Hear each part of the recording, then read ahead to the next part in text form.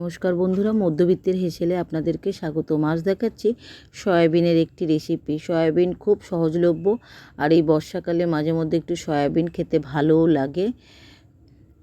আমি সয়াবিনগুলোকে নুন জল দিয়ে ভালো করে সেদ্ধ করে নিয়েছি। কিছুক্ষণ সেদ্ধতে ডুবিয়ে রাখার পরে ভালো করে চিবড়ে চিবড়ে জল নিগড়ে রেখে দিয়েছি। এদিকে সয়াবিনের সাইজের আলু কেটে ভালো করে কচলে কচলে ধুয়ে নিয়েছি। আলুগুলো ধুয়ে জল ঝরিয়ে রেখে দিচ্ছি। এদিকে ফ্রাই প্যান বসিয়ে দিয়েছি। ফ্রাই প্যানে দিয়ে দিয়েছি সাদা জিরে আর শুকনো লঙ্কা। সাদা জিরে আর শুকনো লঙ্কাগুলো যখন একটু গরম হয়ে যাবে, তার মধ্যে দিয়ে দিলাম পরিমাণ মতন সরিষার তেল। সয়াবিনের তরকারিতে কিন্তু একটু তেল বেশি লাগে। সয়াবিন তেল যখন গরম হয়ে যাবে, তাতে দিয়ে দেবে আলুগুলো। আগে থেকে কেটে ধুয়ে জল ঝরিয়ে রাখা আলুগুলো ভালো করে নেড়ে চেড়ে লাল লাল করে ভাজবো। তার মধ্যে বলে দিই বন্ধু, তোমরা যদি নতুন হয়ে থাকো আমাকে সাবস্ক্রাইব করে পাশে থাকো, আর আমার ভিডিওগুলো তোমাদের যদি ভালো লাগে কমেন্ট করে পাশে থেকো। আলুগুলো ভালো করে ঢেকে 10 মিনিটের মতন ভেজে নেব। তারপরে তাতে পরিমাণ মতো নুন দিয়ে আবার নেড়ে চেড়ে ভাজবো। এদিকে পেঁয়াজগুলো বেশ একটু মোটা মোটা করে কেটে রেখে দিয়েছি। আর মশলার জন্য নিয়ে নিয়েছি 4টে শুকনো লঙ্কা, বেশ কিছুটা 5 থেকে 6 কোয়া রসুন, 1 থেকে 1.5 ইঞ্চি আদা,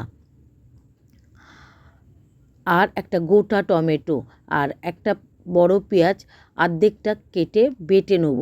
মশলার সাথে আগে বেটে নেব। তার মধ্যে দিয়ে দিলাম 1 চামচ লঙ্কার গুঁড়ো, উঁচু উঁচু 1 চামচ ধনিয়ার গুঁড়ো, আর অল্প একটু জিরের গুঁড়ো। জিরের গুঁড়ো খুব কম দেবে, জিরে ফোড়নে দিলেই হবে। আর বেশ খানিকটা দিয়ে দেবো হলুদ। এগুলো দিয়ে সব সমেত একটা ঘন স্মুথ মশলা তৈরি করে রেখে দেবো।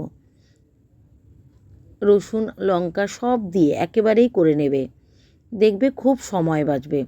এবারে মিক্সারে আমি বেশ ভালো করে মিক্সড করে একটা ঘন স্মুথ মশলা তৈরি করে রেখে দিয়েছি।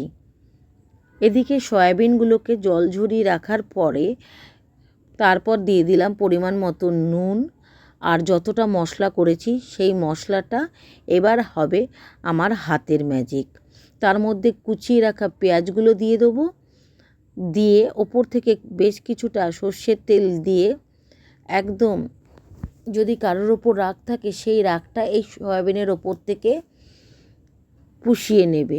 একদম কচলে কচলে, আমি জাস্ট মজাক করে বললাম, কচলে কচলে সয়াবিনটাকে ভালো করে ম্যারিনেট করে রেখে দেবো।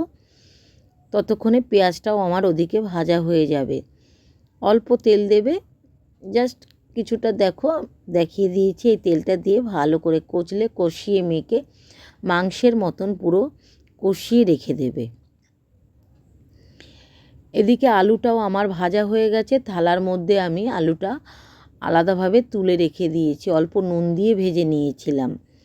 আলুগুলো বেশ লাল লাল করে ভেজে নেওয়ার পরে আমি তার মধ্যে দিয়ে দেবো কষিয়ে রাখা সয়াবিনগুলো। আমার ভিডিওগুলো ভালো লাগলে আমাকে কমেন্ট করে জানাবে বন্ধুরা, আর লাইক আর শেয়ার করতে ভুলবে না। ফলো বাটনটা টিপে দেবে। সয়াবিন কষানো সয়াবিনগুলোকে আমি কড়াইয়ের মধ্যে দিয়ে দিলাম। দিয়ে আমি বেশ কিছুক্ষণ নেড়ে চেড়ে ভালো করে কষিয়ে নেব। ভালো করে কষিয়ে নেওয়ার পরে যখন দেখবে মশলাটা বেশ একটু ভাজা ভাজা হয়ে এসছে আর একটা সুন্দর গন্ধ ছাড়তে শুরু করেছে, ঢেকে রেখেছি প্রায় 10 মিনিট। 10 মিনিট ঢাকনা তোলার পরে লাল হওয়ার জন্য দিয়ে দিলাম একটু লাল লঙ্কার গুঁড়ো আর পরিমাণ মতন একটু চিনি।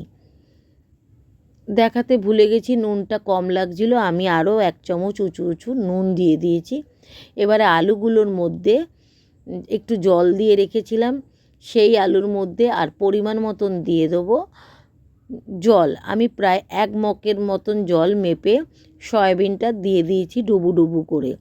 সয়াবিনগুলো যখন পুরো ভালো করে মশলা আর জলের সাথে মাখানো হয়ে যাবে, তাকে আঁচটা বড় করে প্রথমে 5 মিনিট ফুটতে দেবে ঢেকে। 5 মিনিট ফোটা হয়ে গেলে সেটা এবারে কিছুক্ষণ 5 থেকে 10 মিনিট ফোটা হয়ে গেলে এবারে তাকে অল্প আঁচে রেখে দেবে। দেখো বন্ধুরা কত সুন্দর হয়ে গেছে সয়াবিনের তরকারি। আমার আরও নতুন নতুন ভিডিও দেখতে আমার পাশে থেকো বন্ধুরা। আর আমার ভিডিওগুলো যদি ভালো লাগে লাইক, শেয়ার ও কমেন্ট করো। আবার দেখা হবে একটি নতুন ভিডিওতে। আর তোমরা কী ধরনের ভিডিও দেখতে চাচ্ছ অবশ্যই আমাকে কমেন্ট করে জানাবে। আজ তাহলে আসি বন্ধুরা, টাটা।